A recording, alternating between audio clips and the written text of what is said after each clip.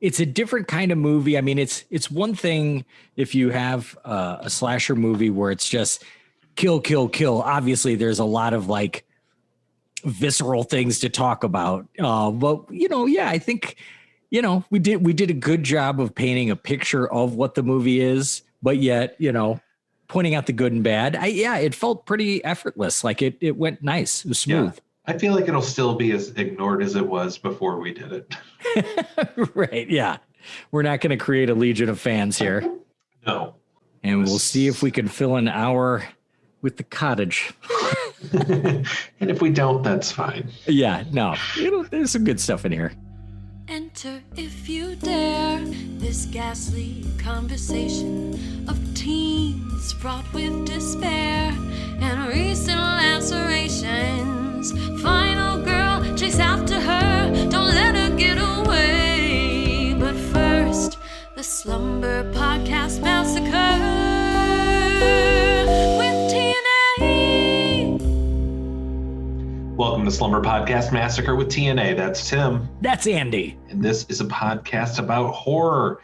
Every week, Tim and I are going to talk about a different film from the horror genre, from your well-known, revered classics down to that rare gem kidnapped and put in a bathroom at the back of your video store shelf. Tim, this week we're talking about 2008 English horror comedy, The Cottage. Tim, when was the last time you were on a farm? Ooh, it has been a while, but I do like farms. I've never had a pet growing up, like at all, like no dogs, no cats, no anything. My sister had such horrible allergies that we literally could have no haired animal. And so for me to be on farms is like a really great experience because it's not just animals, it's really big animals. And probably the best farm story that I have is there was a party. It was a house party in high school. And I don't even remember exactly where it was. It was enough to where I didn't know where we were anymore. Like we had to drive far enough out and it was just fields. It's basically like when people think of the state of Indiana, what they think of. Like It's just wide open farms and that sort of thing. Well, came to a four-way stop and there was a big giant field and it was massive. And there were no other animals around except for one cow. And at the time, I was, very, very protective and very diligent about the care of my hair at that time. So we were having an overnight, and unlike your average, 15 or 16-year-old, I did bring along my hair products with me for the overnight. Your hair was amazing in high school, so I understand. It was really beautiful stuff. And so we get to this four-way stop. I've got my bag packed for the night. We're going over to this friend's house. Now, the overnight wasn't at where we were going. What was happening was there was actually just a little bit of an outdoor concert. Yeah, I know what party you're talking about. Oh, yeah. And so we're headed my band played at that party. Yes. So we get to this four-way stop. It was in the middle of nowhere. It was. I don't remember whose house it was, but could I get there? Absolutely not. Like I remember leaving something there and really memorizing how to get back there for when I had to go pick it up the next day. Right. It was there. I literally, I can picture it to this day. I've been all over this city of ours. I could not tell you where we were, but we were out there and there's this cow standing at the edge of a field, no other farmer or cow or animal in sight. So I've got my giant bottle of shampoo and it was like a real 80s, 90s brand. And it was neon green. And I don't know what came over me, but I hopped out of the car and took that shampoo bottle and just in a smooth back and forth motion, just blasted that cow with shampoo, just up and down the butt, not in the face, not in the eye. Sure. No. Yeah. But literally just zigzag lines back and forth across the profile of its body of this neon green shampoo and hopped in the car. And I figured it was kind of a victimless crime, But the funniest thing was the idea of whenever that cow did make its way back to the barn, and the farmer being like, what the fuck happened here? Like, a ghost slimed it. and like we were laughing about the thought of what if we go to the party, you know, hang out, see the bands play, and come back and the cow is still standing in the same place, but it's just fully lathered up. It's like in a full lather, just standing there. And so yeah, that's my one big farm story. I love farms. I wish I could shampoo a lot more cows if I had the opportunity. Well, Tim, you're lucky nothing bad happened to you and there wasn't some sort of retaliation from the farmer. Right. Like in this week's movie, 2008's The Cottage. Written and directed by Paul Andrew Williams. Stars Andy Serkis, Reese Shearsmith, and Jennifer Ellison. I found its budget. It was £2.5 million. This is how little I could find about this movie. The most I could find was its budget in British pounds. Yeah, and then it made 1.6 mil in US dollars. So I don't even know how well that translates. Yeah, we'll just call it fair to Midland. You know, it's neither here nor there. A movie was made, money was spent. Certainly wasn't spent on marketing because I never heard of this. There was an exchange of currency. We know this much. Yeah, no, it's decidedly British. And you're right. I love the challenge of research. I love talking with you on this show, but I equally love doing the research and preparing for this and either verifying things that I think I already know or just learning brand new things. And you're right. There is nothing on this movie. And I was shocked by that because we've covered movies that are, I would think, at least even from just a chronological standpoint, way more obscure, you know, made 30, 40 years ago. This movie's made just a handful of years ago, and there is nothing about this movie. And even when I tried to look up the director, he's got a bunch of credits, none of which I recognized. No. Like I think they're just, a lot of them are English ones. He had done some movie, and I looked it up earlier, I can't remember what it is now, that was kind of one of those movies where people are like, oh, watch out for this guy. Right. And then he did this movie, and people were like, what the fuck is he doing? Yeah. You no longer have to keep watch. Right. Go about well, your We're not business. saying this movie is bad at all. No, this movie rules. This is a good movie. Go ahead. Let's go right into Nansum. Yeah. Let's do Nansum real quick. In a remote English village, two brothers bring the daughter of a notorious mob boss to hold her for ransom. Unfortunately for them, they are idiots. And on top of being followed by two dangerous hitmen and their victim escaping, they must also contend with the hulking, psychopathic farmer that lives next door. That is the first time that you've passed personal judgment on any of our characters. Idiots. I think they lay it on pretty thick. Those guys are idiots, though.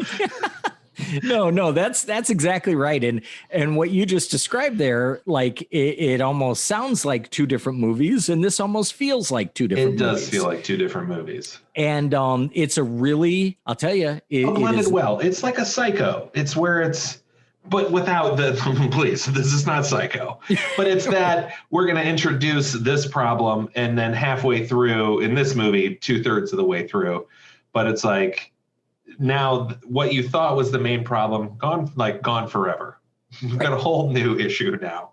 Right. And the thing is, when we can explore this a bit more later on, the one big risk that you take when you blend genres is that if you're not solely focused on one genre of your movie to develop that as the genre that it is, when you start blending two, it's easy to do watered down versions of both because you just don't have enough time to fully explore two of them. You're trying to get them, you're trying to cram them both in there. So it's not the easiest thing to do. Now we're talking about the genre of like you said, like a bungled kidnapping and the genre of a slasher. Now, I personally think those two things are a great match for each other. I think that there's a lot to work with there. This movie does an overall awesome job of it. Especially like a kidnapping, you already have characters that are criminals, you know, your main characters are criminals. So nefarious. Yeah. So if anything bad happens to them, you don't care. That's good. Right. But they also at least make like at least one of the brothers, because it's two brothers, and at least one of them, you're a little sympathetic. Like maybe he is, you know, goes along with his older brother. I don't know if he's older. I'm just assuming the older brother is usually the more dominant one. I wish I could say the same for my own household. I was just about to make a comment, but yeah, okay. But yeah, typically, yes. Typically. Well,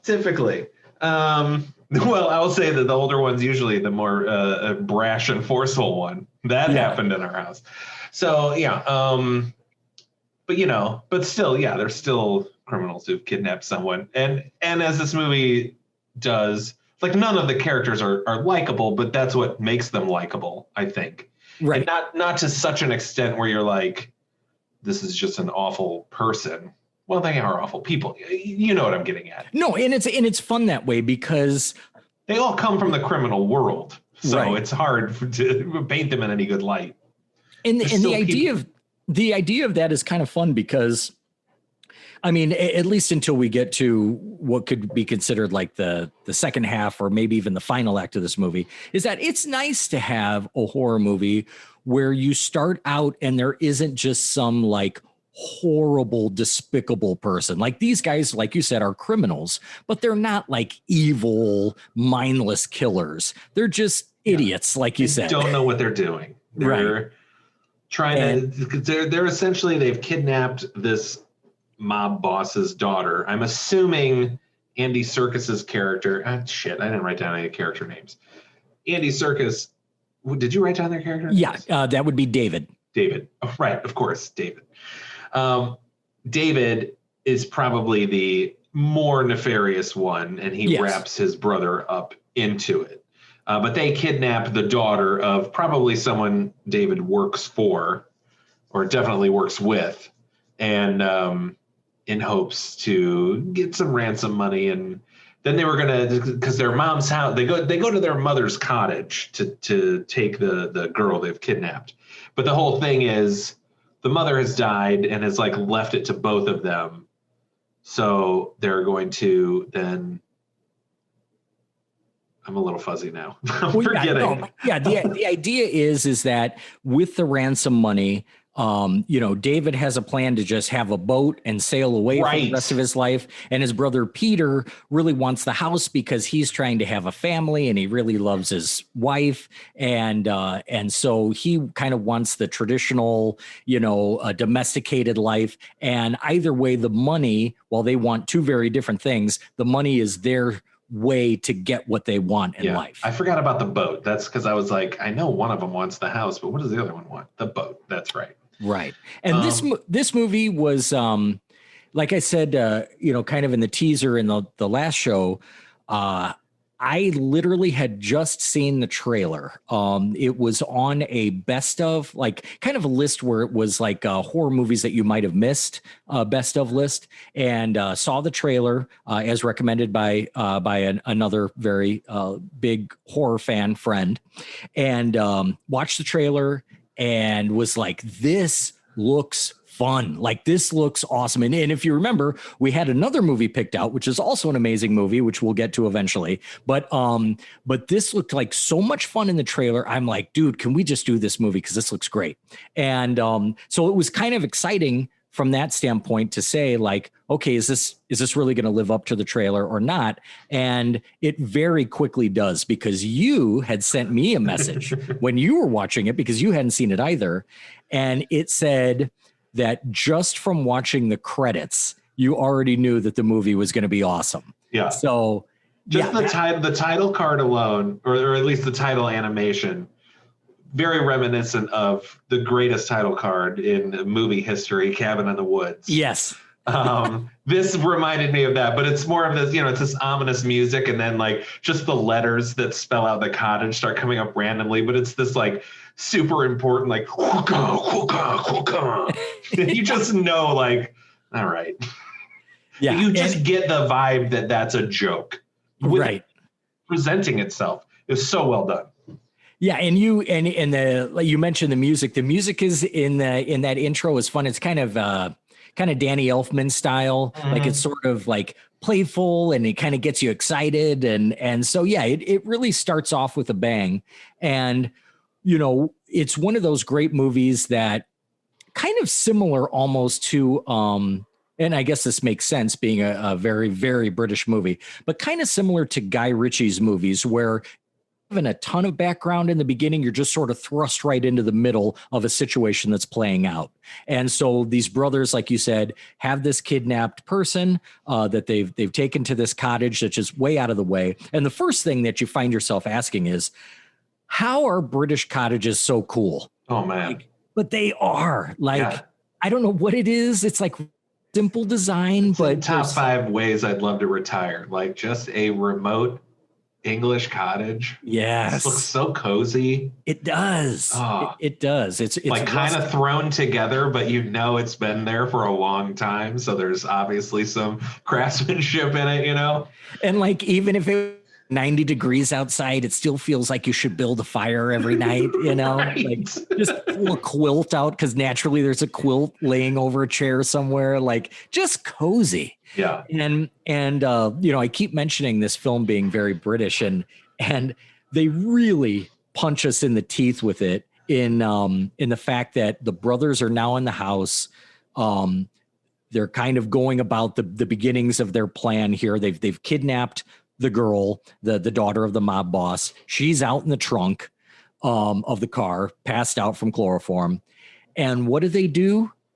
They have some tea. And this might seem to some people like an overdone cultural stereotype. I'm here to tell you that it is not overdone in the slightest. No. Now, I can't speak to the English side of it, but both of my grandmothers were half Welsh. And my one particular mother, I actually knew her mother as well, and my great grandmother, and we visited her all the time. And I spent a lot of time as a kid. I mean, we're talking every single Sunday we went to visit great grandma and grandma. And there was never, and I mean never, ever, never a time that we stepped foot into that house and immediately wasn't somebody like hurriedly getting to the kitchen to put water on to make tea. Yeah. So much so that like, as I got older and I would go to like friends' houses and maybe like their parents would have people over or something, and I don't see anybody making tea. And I'm like, who are these fucking barbarians? Like, this is, if you're going to do any task, whether it's sitting down and talking through a problem or visiting or anything is at hand and you don't have tea first, that is borderline psychotic. Like that is just, it's madness to think of doing that. Yeah. And it's very real. That whole tea connection is very real. And they really, and even just the tea time, wrap your head around like a national coffee break. Like, yeah, that just had like 4 o'clock. Everyone has a cup of tea. Yeah. And then what a market to be in. And you always have like a little sweet something with it, like some cookies or scones or something. Biscuits, like Tim. They're biscuits. Sorry, biscuits. But yeah, and they really, like I said, they just hit you over the head with it because Peter, the sort of like more, shy or less competent brother, has a coffee mug that just says "I heart tea" on it. It just in big bold letters. And so they're really kind of driving the point home that this is very much a British film, and it moves like a British film. It sounds like it, not just in the accents, but the back and forth delivery of British comedies is I think kind of at the heart of their, at least to me, their appeal. That sort of rapid fire back and forth, real quick witted, and usually has to do with somebody sort of being angry with another person or somehow putting them down. And this movie delivers. Yes. Yeah. So our two main brothers so Peter's played by Reese Shearsmith, and who looked familiar to me, and then looking him up, he was in this series, and I may have shown it to you. This would have been near 20 years ago.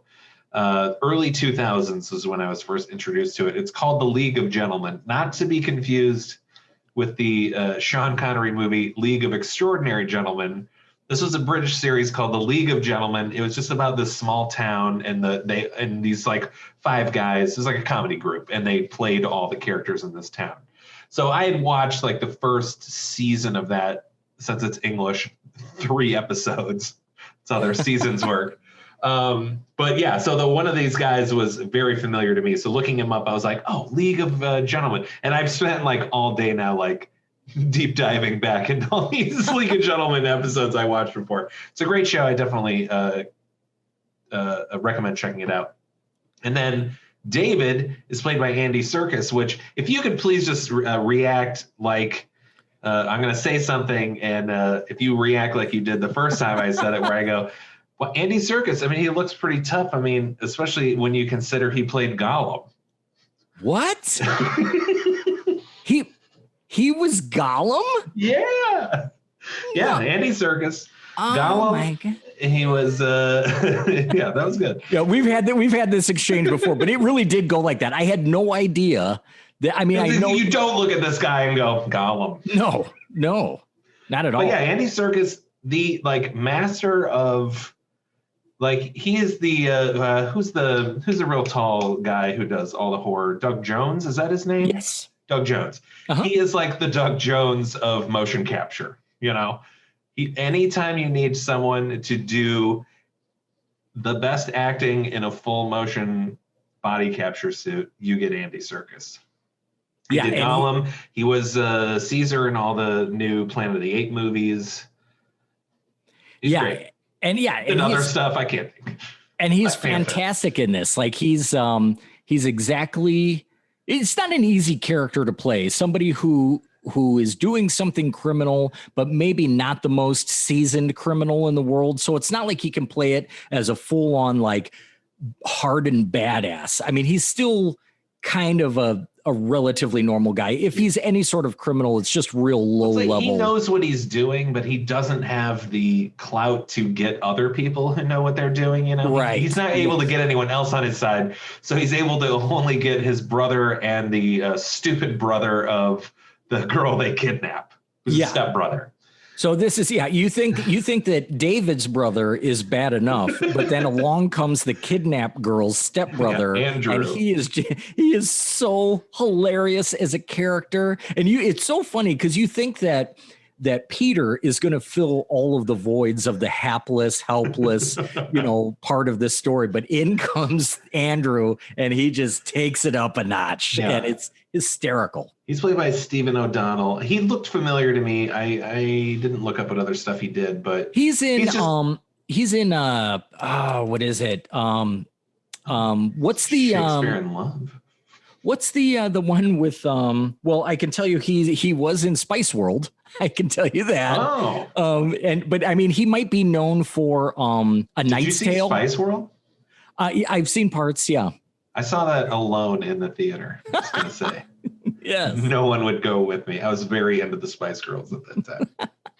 Not ashamed. No, nor should you be. Yes, he was in A Knight's Tale, yeah. Yeah. So he's just a character actor, Yeah, just kind of a big schlubby guy. Yeah. So funny though.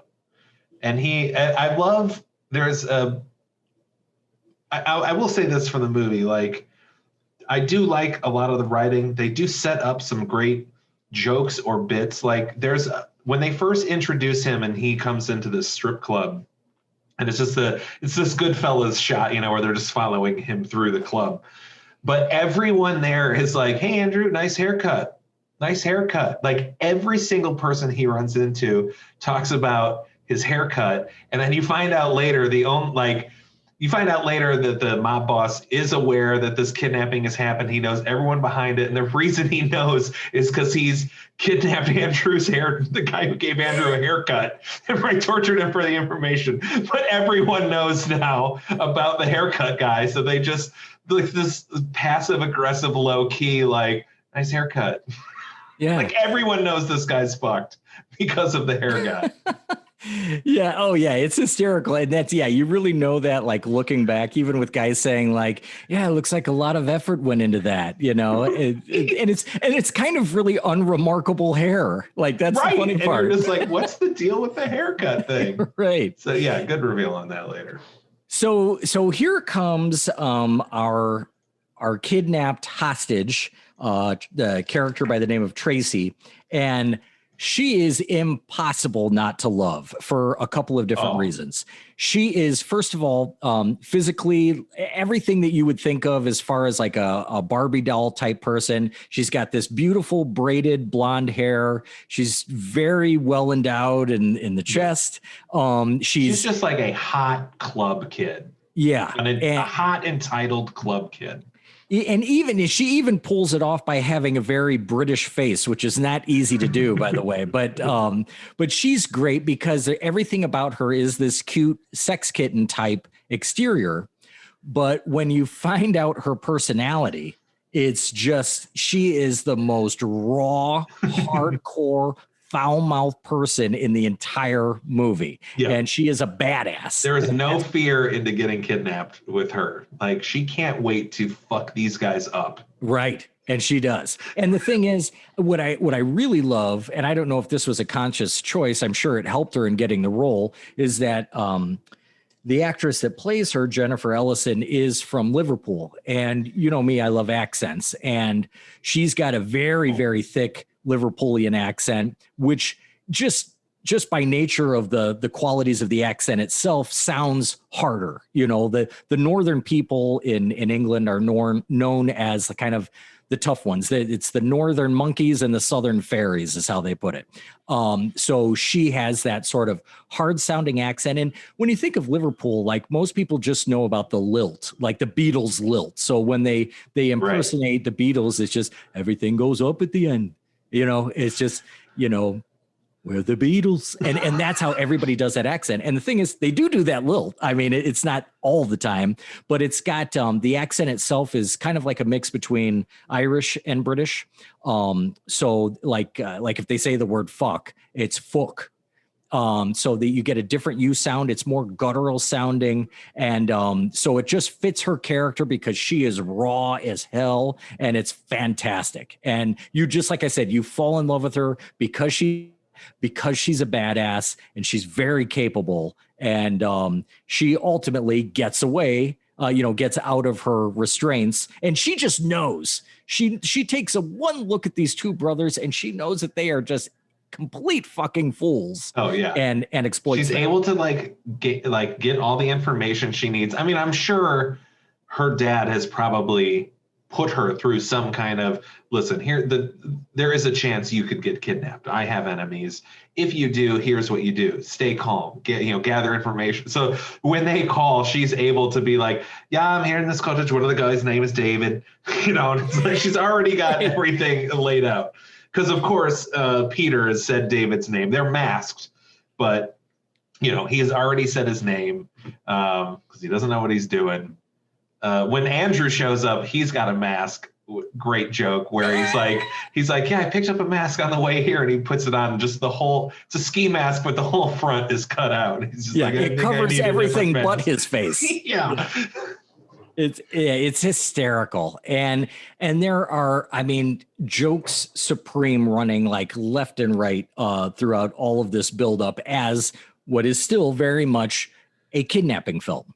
And we get introduced to what we think is going to be a next level of this movie. And it turns out there's a level beyond the level, but the next level are these two, I don't know if you'd call them assassins, henchmen, that are hired, that are hired by the kidnapped girls, by Tracy's father, to go rescue her and save her, because they have kidnapped the hairdresser. That's obviously how they got all the information. They now have him in the backseat of their car. They're really close to where Tracy is being held. So this thing is falling apart from the very beginning. Yeah, I don't think we clarified, but the brothers are the Peter and David are in on it with Andrew, and Andrew's job is to he's supposed to be the unknown, like unaware of bad guy, but he's specifically bringing the money. And when he shows up, it's great because they're like, David's like, okay, so he's like, did you bring everything? He's like, yeah, brought the bag of money. I just threw it in my car and got here. He's like, is it all there? He's like, I don't know. I didn't look at it. He's like, you didn't look at the money? He's like, no. And then they open the bag and it's just full of like white paper. And he's like, were you followed? And he's like, no, I don't think so. And immediately you see like the two guys that have been following him. Well, his first response is when they say, were you followed? He just goes, by a car? Oh, yeah. Yeah, it's just hysterical. Yeah, and he was in fact followed. And we have these two Asian henchmen that I'm not 100% sure why they had to be Asian, but it's they kind of have that air London's of a diverse town, Tim. What's that? London's a very diverse town. Yes. And but they have that sort of kind of like Asian gang slice 'em dice 'em quality, like that they're just simmering crazy. Yeah, they can't wait to go off. Right. They have nothing against just gutting the hell out of somebody, which they very much do. And so, you're afraid of what these guys are going to do. And as a viewer, you're imagining what is going to be, or you figure it has to be, a confrontation with when these guys get to the house and the brothers have to fight them off. But the movie, like it does, takes a little bit of a twist, and these guys never really get to complete the mission because they've been intercepted by the farmer. Yeah. And now we don't see yet. Like, this is all implied. Right, exactly.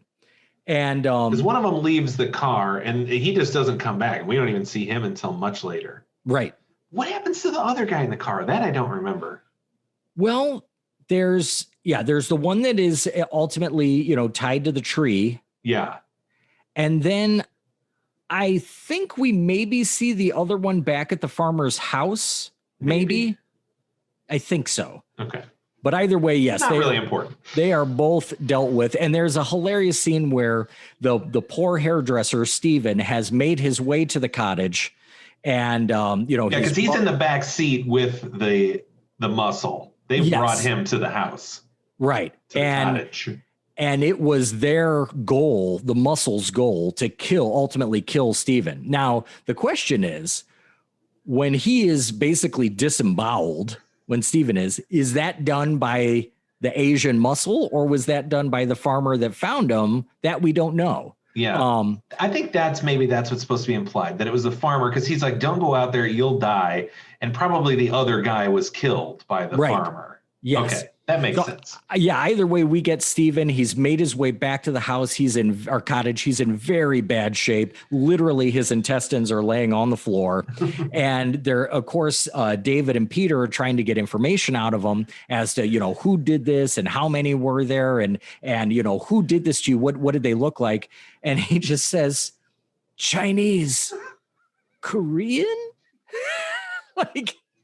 This poor guy is on his deathbed and he's still trying to get out the proper ethnicity of these henchmen. Which I super appreciated, because while watching it, I'm like, well, we have to bring these guys up.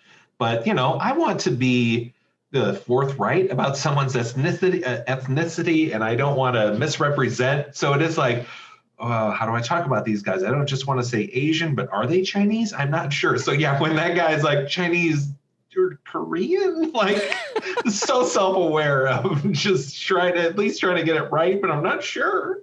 Yeah. Oh, it's so good. It was absolutely hilarious. And that's the thing. I just, as a quick overall, I want to go back and watch this movie just as a comedy. I think it's okay to go into it as a horror. Trust me, it does deliver on that front too. But just as a note to myself, to remind myself to go back and literally just watch it for the comedy, because it is that funny. Yeah, because you might lose some of it, because going into it knowing it's a horror, you're kind of anticipating that. So while things are still funny, if you're not in the mindset for a comedy, or because a lot of the humor you kind of taken and it catches you off guard about how funny it actually is. Yeah, and how much of that is. But now here's but it's not like dummy and slapsticky. Like it's good, natural, situational comedy. Yeah.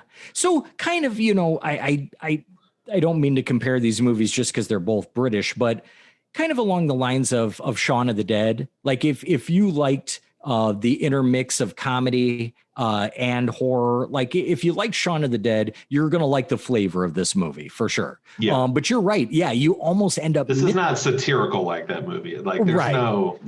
You're right. But yeah, you're right. It's almost like you hear the punchlines happening and you know that it's funny, but it's like, I'm just trying to pay attention to the horror. I want to make sure I don't miss anything.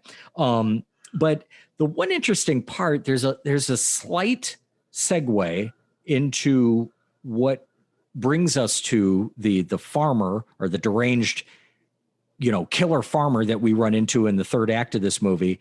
And it's when David encounters some townspeople, some rural townspeople when he's gone to try and make a phone call. Now, I wanted to ask you about that. When you're watching that scene, did you also get the feeling that like maybe there's some sort of like townspeople in on it kind of thing? Right. Yeah. Because they seem to be very aware that bad things happen, but it's like an accepted thing. So I don't know if it's like, well, we know about this murderous farmer, but as long as you stay away, it's fine. But yeah, there does seem to be some sort of conspiracy with the people because they are all out. Like the whole village like comes out to watch David make this phone call. Right. So there is a very not to keep on the Simon Pegg, but it's like Hot Fuzz where that whole town is this murderous conspiracy. It felt that way, but then there's nothing else. No. You run into the farmer where you're like, now I see why the town is keeping this quiet or something. Right. And among those townspeople, we have a very brief cameo by Doug Bradley. Yes, we do. So that's kind of fun. And another thing, Pinhead for our not as in tuned listeners. Yes. Old Pinhead from Hellraiser. Our favorite movie. So another thing now, if we're talking about little like nods to other movies and actors and cameos, I don't know if I was just reading into this or not, but there was standing amongst the townspeople is this Rottweiler, this dog, and the dog's name is Thorn.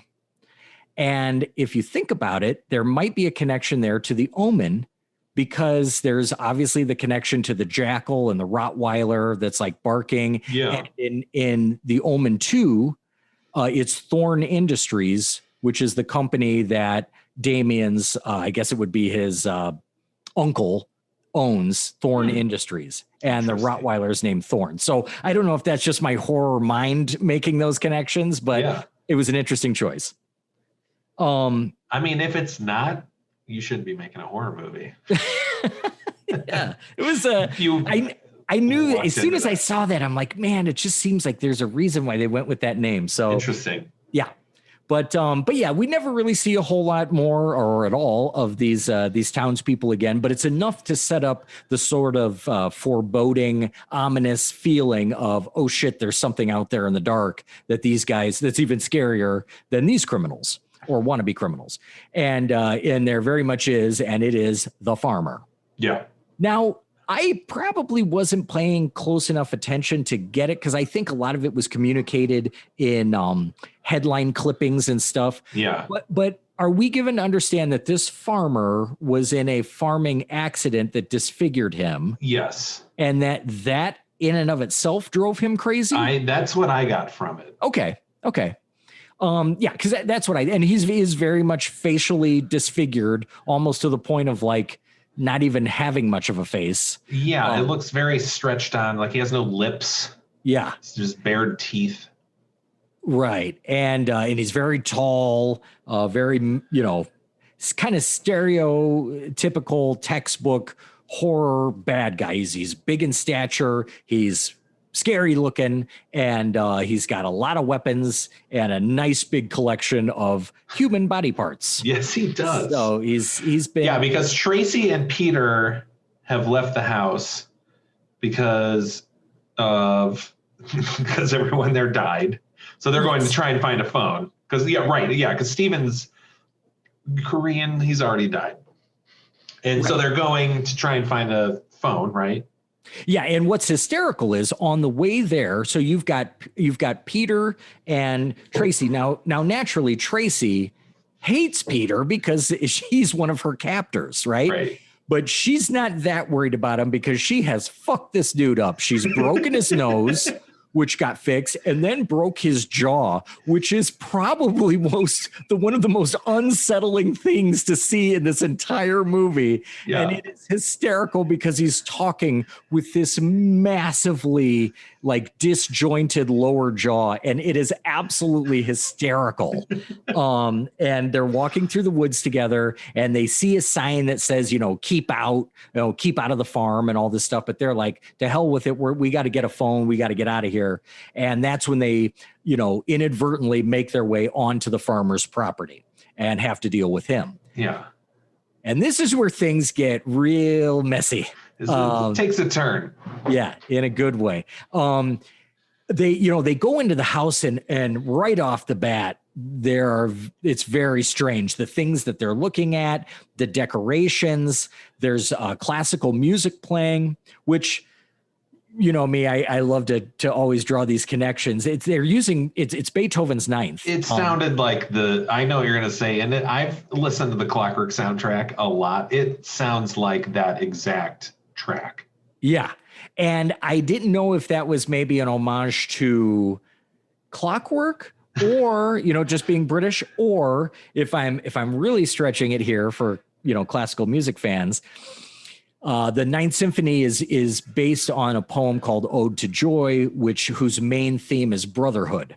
So if somebody was really thinking about it, maybe that's the connection. But maybe I'm going with the Clockwork one. Okay, we'll go with that. That's probably more likely. But what's funny is like I've listened because you can hear, yes, of course, like Beethoven's Ninth is going to sound the same, but depending on what orchestra is doing it will sound a little different. Oh, sure. I had heard that Clockwork off the soundtrack version so many times. Like just listening to it, I'm like, there is no way that's not that version. Yeah. It can't be. I'll go to the grave, Tim. And the fact that she just says it's rubbish. Like this, there is no pleasing this woman. Like she's just fucking hardcore. And she, takes the needle off the record. They know that they're in a freaky place. And then really a real nice surprise. I mean, something's coming, but Tracy gets knifed farmer with it's a machete, I think. Yeah, it looks like a machete.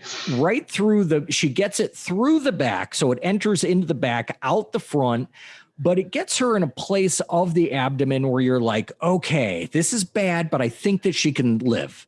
I think she can, which is great because you love this character. I mean, we all do. And so you're like, okay, cool. She got fucked up, but she's going to live. Plus, with the rules of a horror movie, you're immediately like, well, this is the final girl. It has to be. And then she's a kidnapping victim. At least that's what you think initially. Then when they introduce her as an actual character, like when she talks and stuff, you're like, okay, this person's not as like, I need to be saved as your typical horror girl would be. So they just add on to that then she being the first on screen, she's not dead yet. She does survive the stab, but at least implied, this is your first on screen. Here's the farmer killing someone. And it's who you would assume would be the last survivor of the movie. Right. And as so if you want to really, really turn expectations on their head, because yes, we do assume she's got to be the final girl. I mean, she's so likable. She's really the only female around. It's got to be her. But we spill out after she gets knifed. We spill out into the front yard of the farmhouse, and this is where the gore in this movie really notches itself upward. Yeah. Because now here's the funny thing. Farmer is loose. This is worth mentioning. when you've watched as many horror movies as we have, you think you've seen the human body messed with in as many ways as you possibly can. We've seen a fisherman's hook get intravaginal. We've seen all kinds of crazy ass wild things. But something so simple as an implement going into the human foot in a place that you've never seen it chopped off before, I was blown away. And poor Peter gets attacked by the farmer, who takes a very sharp, whatever, I don't know what that kind of shovel is called. It's the one that's more just like rectangular. Yeah. And it's to take up big plots of grass, essentially. Right. So if you're listening to this right now, I want you to look down at your foot, and right where your calf meets the top of your foot, from there on out to the toes, just hacked off, just absolutely hacked off. And with your boots still on. Yeah. And I was like, oh, fuck, like that. I mean, I just was not expecting that at all. And it was like, oh my God, I bet that hurts like a son of a bitch. It was you're awesome. like, can't get worse than this. And then immediately, because No. because Tracy is trying to at least save him, or is just like, you motherfucker, you know. Yeah. She's trying to like taunt the farmer to get him. And she knows that Peter is messed up. And even though the guy tried to kidnap her, you know, she's a good stand-up person, and she tries to draw the farmer away from Peter.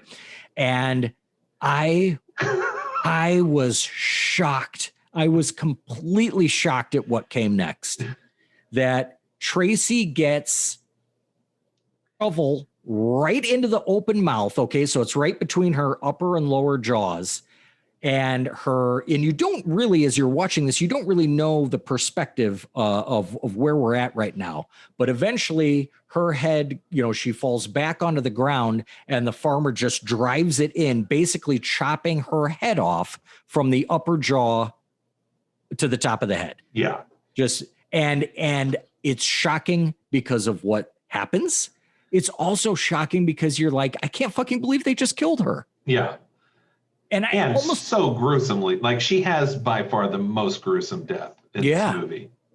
And there's another one that comes pretty close, but we're given at a good distance. So we should point out, seeing as our only female character has died, this movie does not pass the Bechdel test. No, in fact, it severs her head. Yeah, it's fair to say that it fails the test spectacularly. But yeah. So now here's kind of a funny thing, just from a viewer perspective. I'm watching Tracy get killed, and it's very decisively this time. And she's not coming back. And even then, I still was trying to think of some way that she could survive. Like, she's just had her head cut off, and I was still praying that there was something that could bring her back. And I almost to the point of feeling a little bit betrayed by the film at that point. I'm like, how could they do this? Yeah. But I didn't know what they had in store for us, which was essentially killing everyone. Yeah, which is the only way then you can do it. And like, if like David were to gotten away at the end and she didn't, it would have felt so wrong. Yeah, exactly. Or even Peter getting away at the end. Right. And the thing is that as I sat and thought about it, I'm really surprised that more horror movies don't do that. Like, if you're going to make an all-out hardcore slasher, I'm surprised that there's not more movies where literally everyone ends up dead. It's not like that hasn't happened before. Shakespeare did it, but I mean, it's so rarely used. But I think that's because, you know, and 9 times out of 10, you want people to care for your characters. You want them to sympathize with them, and, you know, you don't want to kill them off, but they did. And it's a ballsy choice, but I eventually went with it. But now there is, for as how brutal a killer he does a poor job in killing people. Like, there's a lot of slow deaths, or he is not able to catch them, or he leaves people for a while. You know what I'm saying? Like, there's not a lot of like finality to his kills until they are very final. Until it happens. Obviously, right. Yes, but it's not just sweepingly like, oh, this person, this happens, they're dead. This person, this happens, they're dead. A lot of maiming in this movie. Yes. And yeah, I know what you're saying. He's not really swift about it. Like he doesn't, he's not real great at it. I mean, he gets the job done eventually, but we get another, I have a note here. It just says a good despining.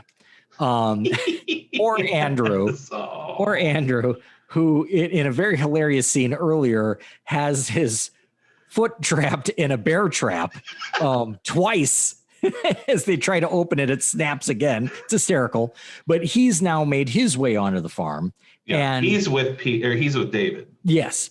And when Andrew gets killed, we literally get to see the spine ripped out of the back with the head still attached. Yeah.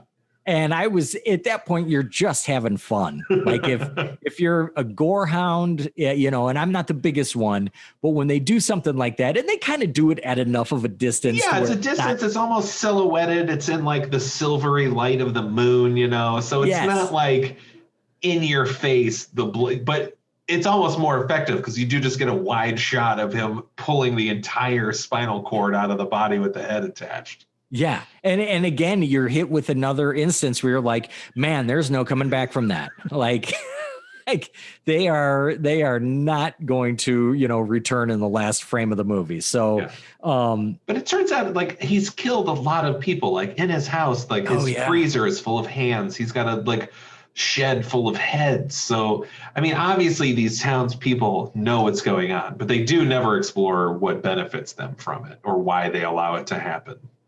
Yeah, and maybe there's something there that we don't know. I mean, maybe I don't know enough about it to speak to it, but maybe there is, I'm sure like there is everywhere, some sort of, not the best relationship between rural people and city people in England. I don't know. I mean, maybe those people out in the cottages like their simple life and they don't like when people, come traveling through or whatever. Yeah. Maybe that's actually a huge part in the League of Gentlemen. That is the character that I'm thinking of. Reece Shearsmith plays. It's him and his wife, and they both have these like pig snouts, and they are very wary about anyone coming into the town. To where they will then, if they hear people are coming into the town, they will kill them.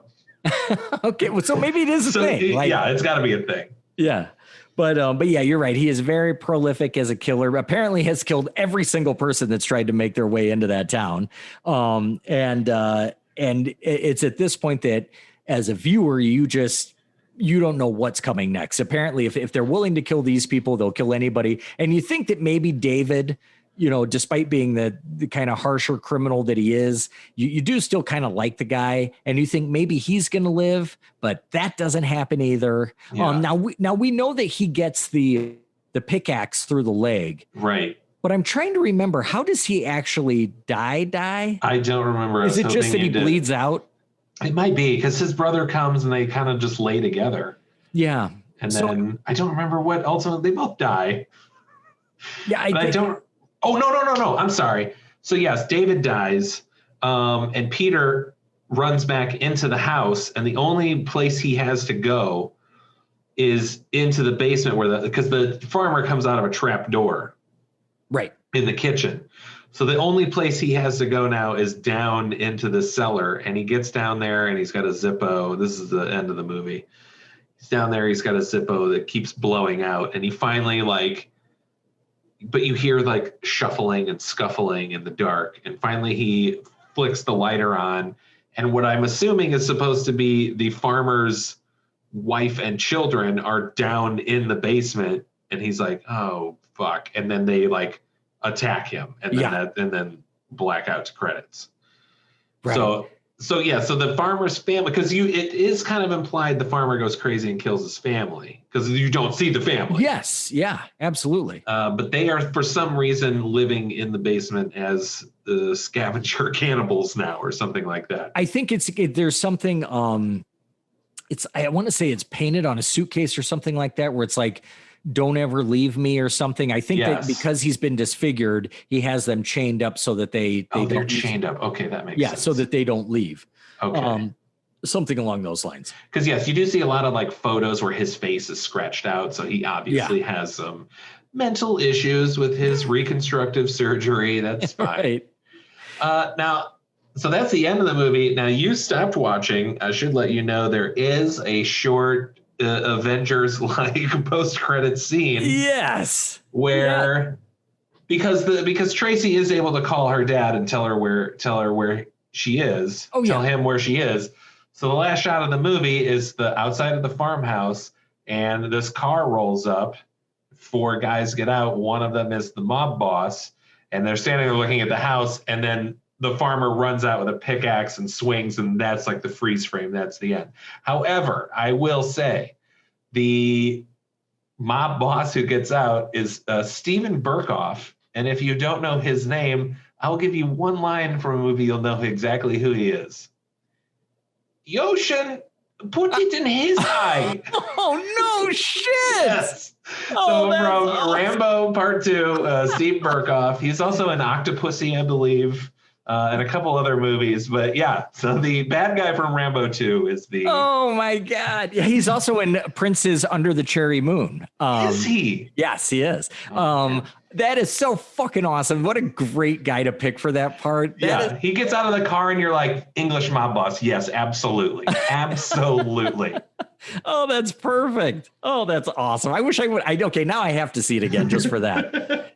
But no, it gave us exactly what we were looking for. I think, or gave me what I was looking for, in that I saw the trailer and I saw what looked like a very fun movie, and it is very much that. Yeah.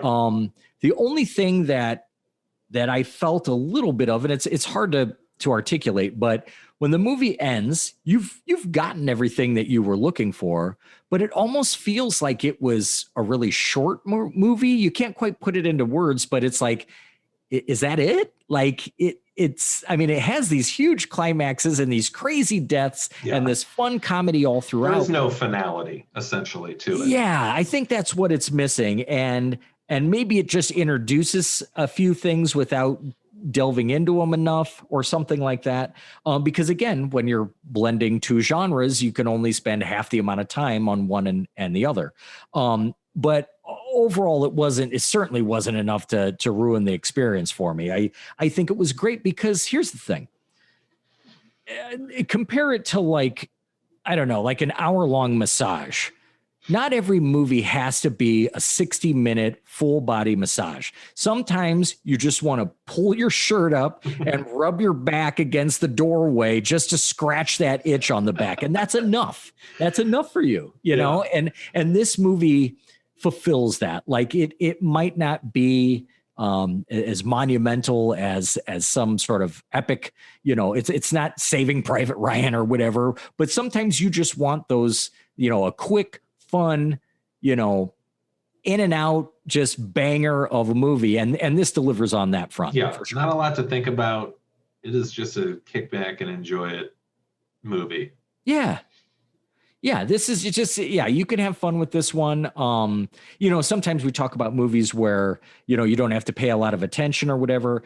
That doesn't quite go so much for this because you have to know a little bit of the setup. And like we've said, you don't want to miss the comedy because there is a lot of it and it's very funny. So, but it's like you said, it's definitely one that you don't have to, you don't have to be like a Shakespearean scholar to grasp it. It's just fun and in your face, and it's a great time. Yep, I enjoy it. I recommend. You recommend? Absolutely, yeah. And like we've said, I haven't heard a lot of people talk about this movie. No, never heard of it at all. So I think if you're trying to, surprise your friends with a fun time and everybody's seen all the same movies, show them The Cottage. Yeah, check it out. Throw them some cash because it only made $1.6 million. Right. I'm guessing it was never even released here in any way. I found like box offices for the UK, France, and like the United Emirates. Wow. Yeah. So who knows? Yeah, and if anyone out there listening can tell us anything about this movie, please email in with any anecdotes or production history. I'd love to see if you can find any. Yeah, I dare you. I dare you to try it. But right, no, cool. Yeah, it was great.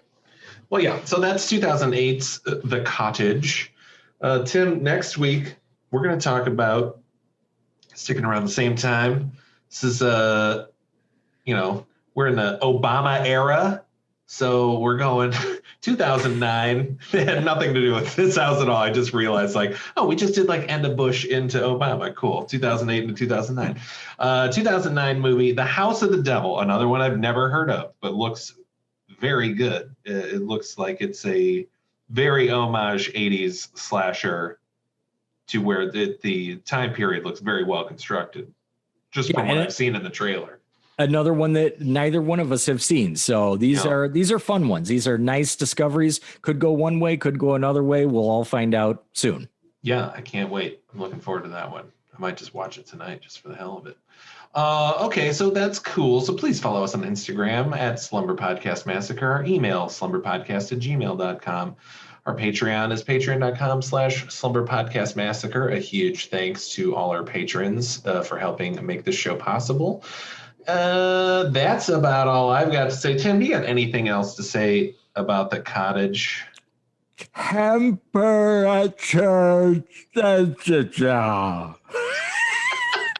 I'm telling you guys, just watch this movie for the broken jaw scene, if nothing else. It's worth the price of admission. I don't think we could end on anything better than that. All right, Tim, we'll see you later. Later. Bye. Oh, shit. That was good.